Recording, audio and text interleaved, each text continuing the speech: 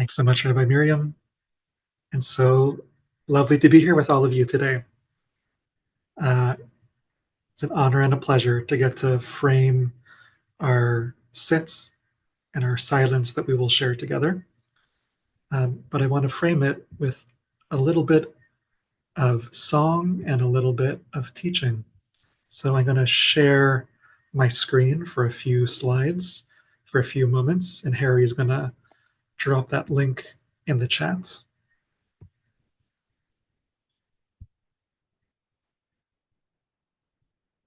Here we are.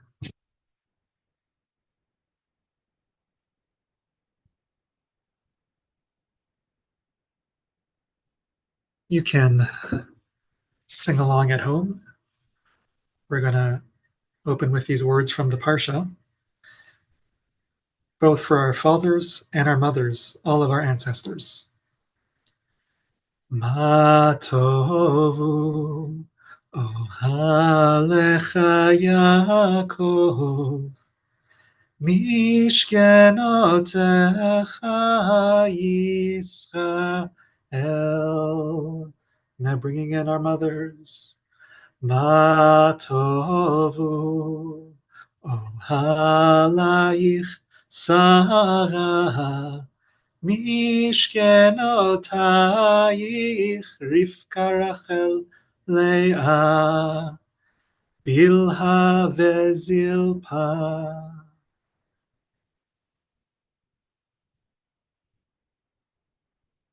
So these words come from the mouth of the non-Israelite prophet Balaam, who, despite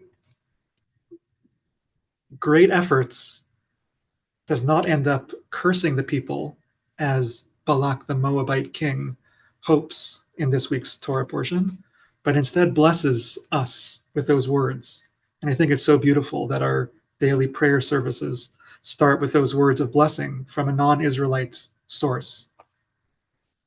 But I really wanted to highlight a moment that happens in this narrative before Balaam moves into this blessing mode. He journeys to overlook and see the people of Israel on his donkey. And his donkey, you may know this story, moves him along the journey, but then bangs his leg into the side, stops him from going, and Balaam gets a little bit upset.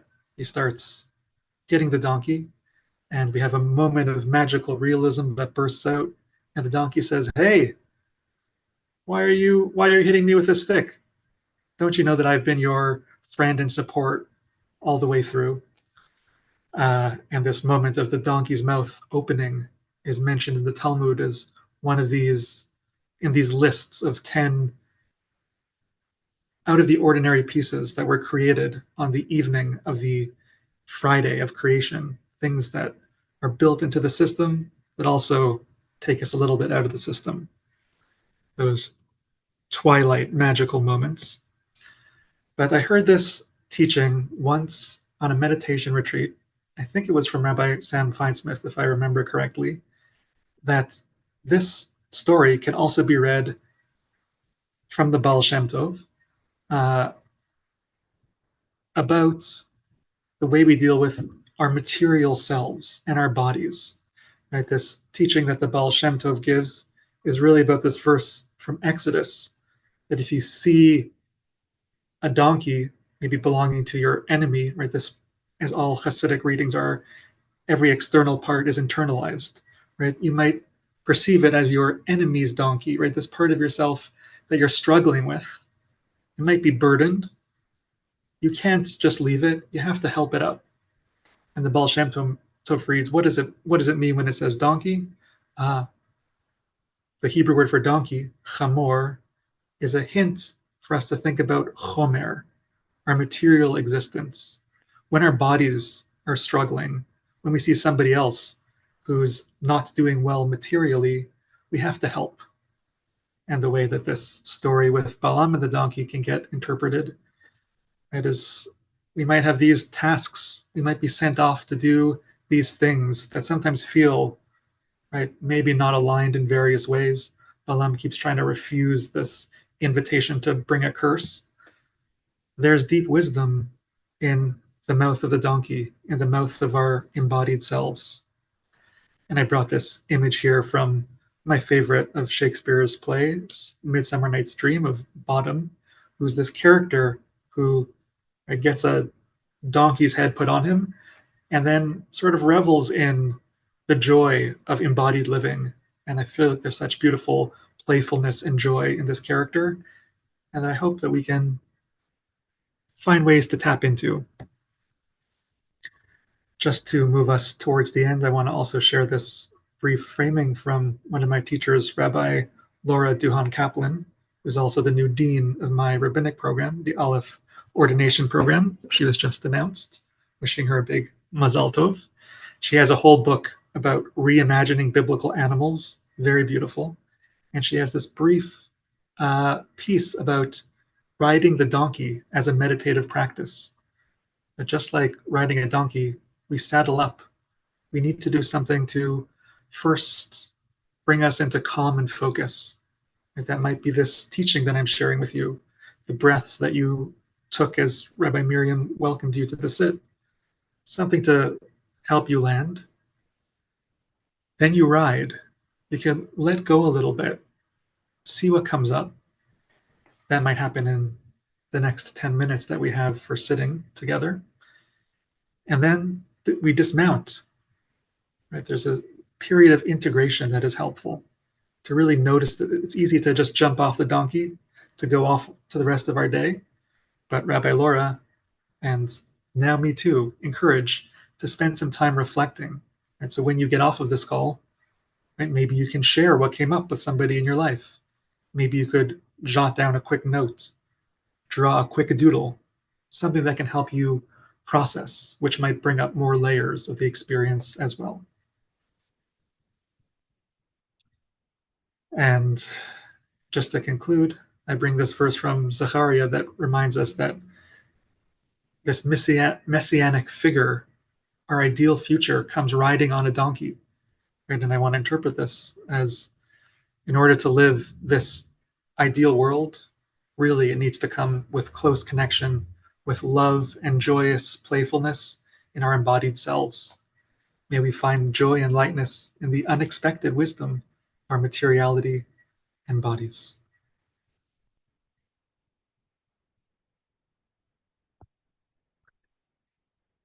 So I want to encourage you to find a comfortable posture for your sitting, to saddle up.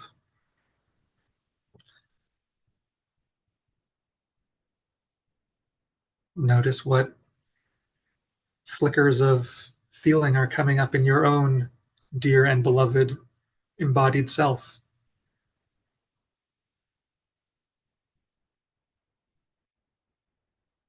Feel gravity connecting you to your seat, to the floor of the room that you're in.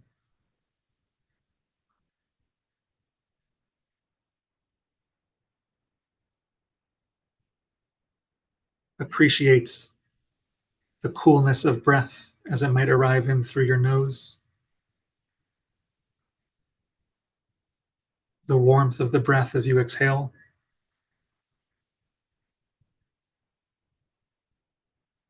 Find a posture with some energy that rises.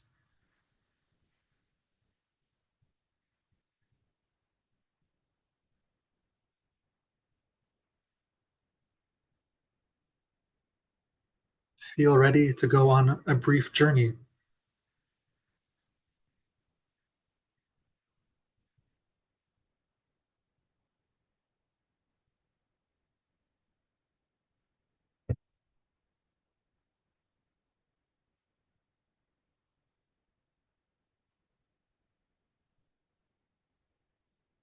We will have 13 minutes for sitting, and I'll join us back together in a song at the end. Ma tovu אוהלייך שרה, משכנותייך, רבקה רחל לאה, בלהה וזלפה.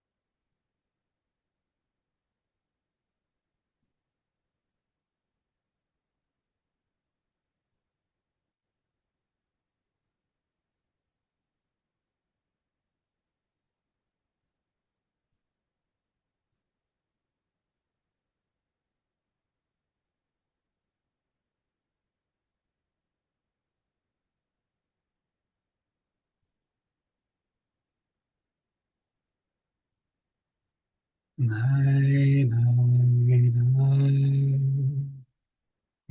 Nai, nai, nai. Yai, na, na, nai, nai. Yai, nai, nai, nai, nai, nai, nai, yai. Yai, yai. Yai, dai, dai. Yai, dai. Yai, da, da, dai, dai. Yeah, yeah, yeah, yeah, yeah,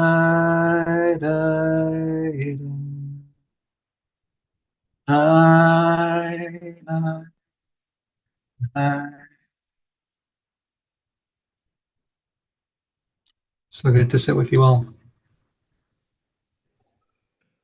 Many blessings.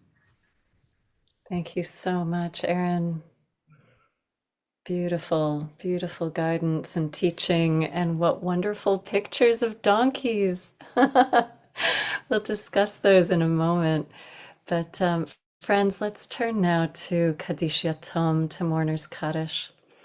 Please put names in the chat if you wish, of anybody you're remembering today. If you're marking a yahrzeit, the anniversary of a death, if you're in the period of mourning, please include their names here. Harry's going to put up Mourner's Kaddish on the screen. And if you wish, please rise in body or in spirit. I don't see the screen.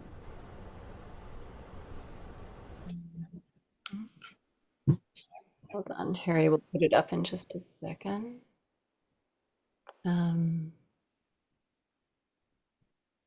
you're welcome to include specific names or groups of people you're aware of and thinking of. Do you see Mourner's Kaddish? It's not appearing on my screen. No, not yet.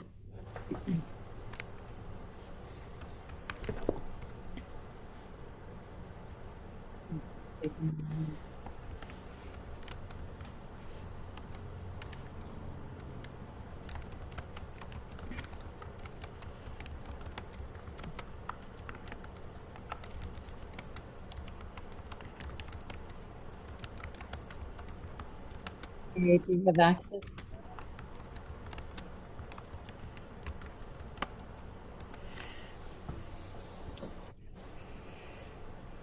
Hey, also sorry, I don't know what's happening. This is my screen sharing is paused, but I keep trying to share it. It seems like mine was. Let me try. Most of us know it. We can just recite. Well, I want to make sure it's accessible to everybody. Oh, there we go. Thank you so much. Okay. So sorry, y'all. Yeah, thank you. Not a problem. Thank you. Yitzkadal. Rabbi. Amen. Amen. Yizrach, Amirachi, Hayahon Yom Yikon, Vachayon, all ages forever. Kareem, V'Yimru, Amen. Hey, Shmei, Rabban, Barach, Le'olam, Amen. Yitbarach, V'Yishtabach, V'Yitahar, V'Yitramah, V'Yitnaseh. Yitadar, V'Yitaleh, Shmei, V'Kudashah, V'Yitashah. Elam, Yinkol, V'Yitachah, V'Shirato. Tushkachata, V'Nechemato. Amiram, V'Amon, V'Yimru, Amen. Yehei, Shlamar, Rava, Min Shemayim. Chayim, Olenu, V'Yakol, Yisrael, V'Yimru, Amen. Aseh Shalom, V'Roma. Aseh Shalom. Olenu, V'Yakol, Yisrael. Amen. Amen. Oh, amen. May their memories be a blessing. May all who are in mourning be held in support and love. So friends, if you have a question for Aaron, please write bold question so it's easy to see in the chat. And you're also welcome to share reflections so we can be inside each other's experience. And maybe as folks are thinking and writing, I'd love to start us off. What a beautiful metaphor and image of the donkey as materiality, as our own bodies.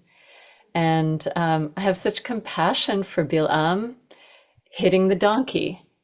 And you bring in that image of like the donkey is sensing, is experiencing what Bilam is not accessing.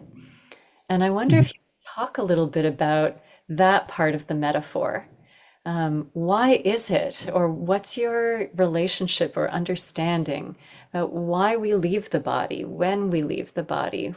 What is this beating, this hitting that it seems like Bilam is so fully and angrily inside of?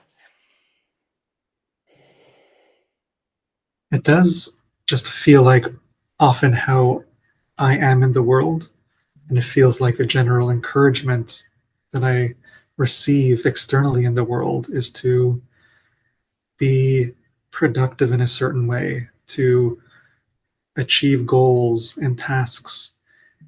And usually it happens in, I'm gesturing around my mind. It feels like that it's not always intellectual, but there's some sort of effort that feels like it's from, yeah, a certain way of thinking that is mind based. And the mind, of course, is a beautiful and important place to be connecting and working from. And there is different wisdom in the body. And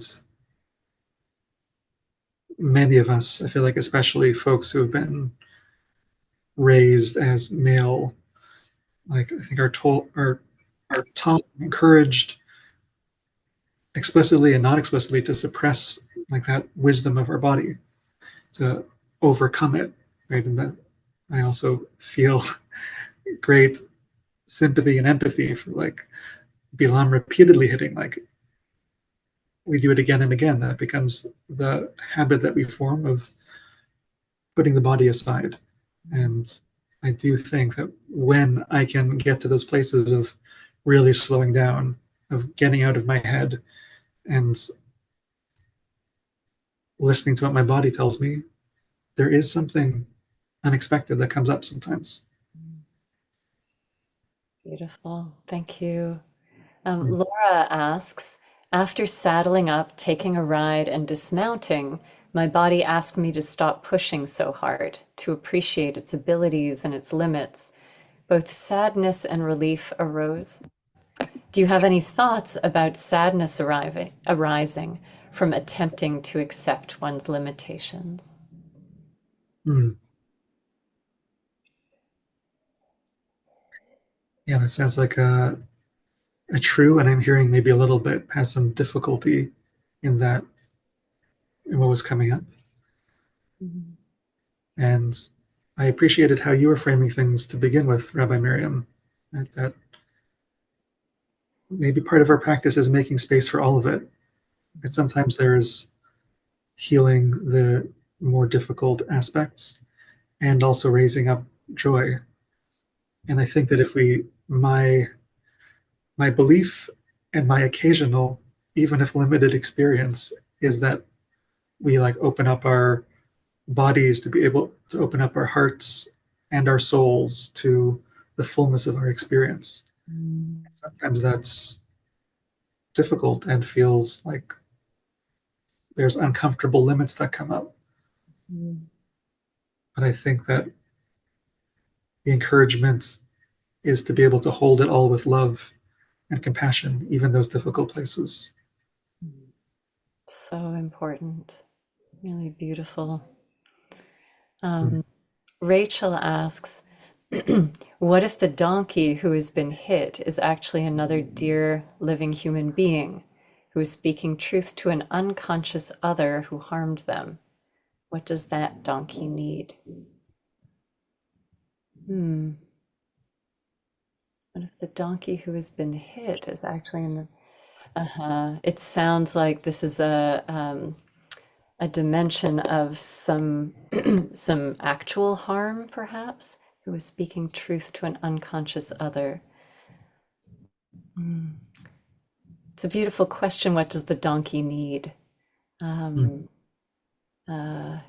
all kinds of contexts of harm or ignoring or lack of presence. I wonder if I can lift that question and offer it in maybe a little bit wider framing. How do you discern what the donkey needs?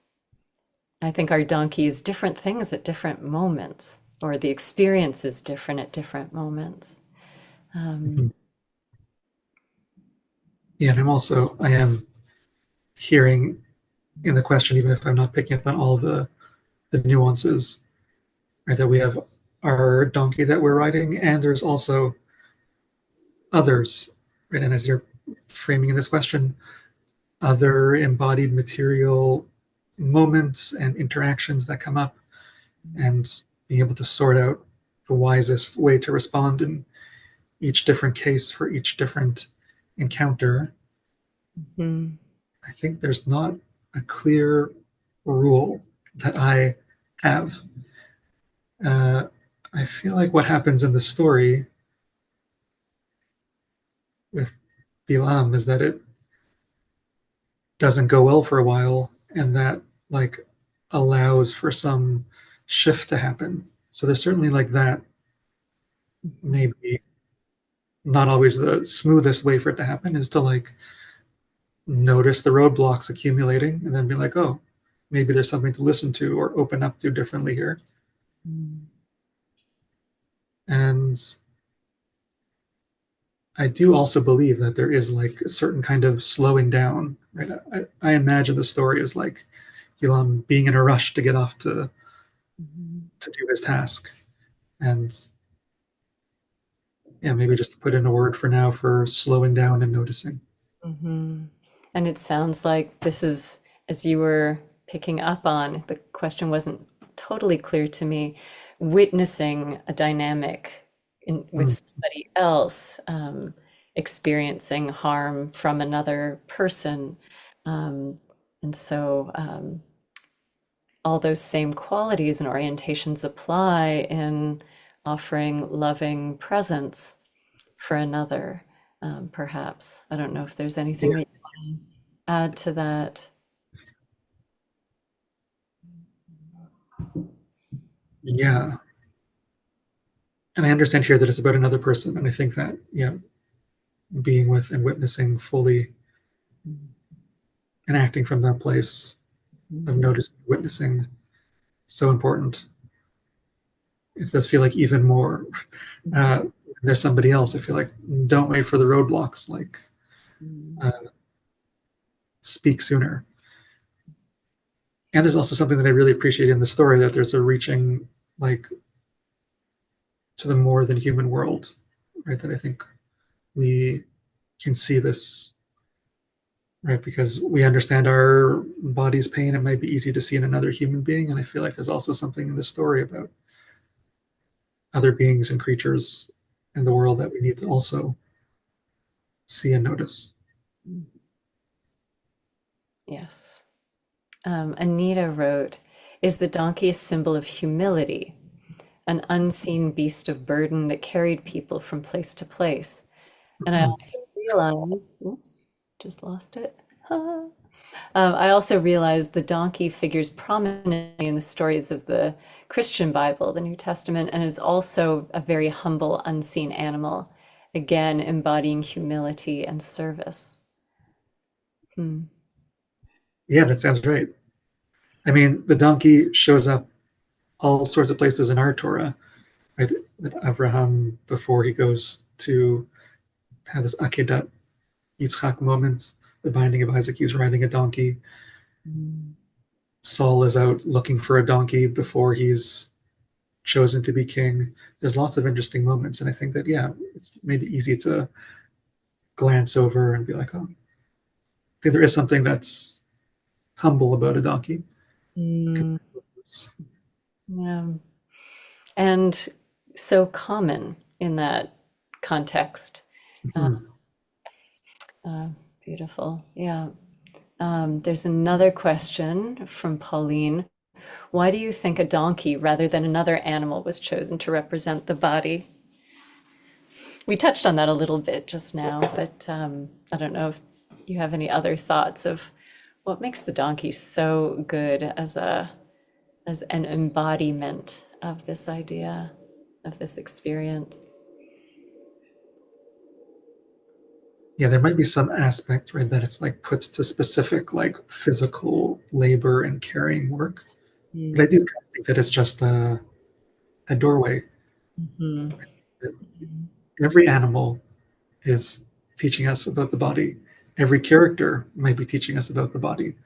Uh, and I think this is actually part of what Reb Laura's book is about, is like noticing the wisdom from all the different animals in the Tanakh. And I feel like there's lots to learn from each animal. And if we can get a little bit from the donkey here, maybe we could be inspired to learn about the sheep somewhere else and what they can teach us about those other embodied aspects of ourselves. I feel a whole series coming on. Like Yeah. being all the animal, learn from the animals of the world. Let's return to, you talked about joy and pleasure and delight. Mm-hmm. Some of the donkey qualities or some of the animal qualities. And let's delve in there just a little. What is there for us to learn, and why are those qualities important in spiritual practice?